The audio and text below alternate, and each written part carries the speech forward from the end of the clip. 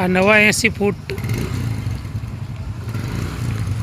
કૌશલ પાર્કની બાજુમાં ગઈકાલે સિમેન્ટથી રિપેરિંગ કર્યું અને આજે સવારે વળી પાછો પાણીનો વારો હતો ત્યારે આ ભરાઈ ગયું. તમે જુઓ કેટલી વખત રિપેરિંગ કરવામાં આવે છે.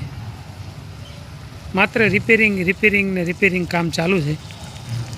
નવો 80 ફૂટ રોડ આ કૌશલ પાર્ક છે. તમે જ્યારે પણ આવો 12 માસ આવા પ્રકારનું પાણી ભરેલું અહીંયા રહે છે અને એનું કારણ એટલું જ છે કે નલ સે જલ યોજના અંતર્ગત જે લાઈનો નાખવામાં આવી છે એ લાઈનો તમામ પ્રકારની લાઈનો તૂટી ગયેલી છે અને પરિણામે અઠવાડિયામાં 2 વખત અહીંયા તૂટે છે, રિપેર કરે છે, વળી પાછું તૂટે છે. આ જ પ્રક્રિયા સતત ચાલતી પ્રક્રિયા છે.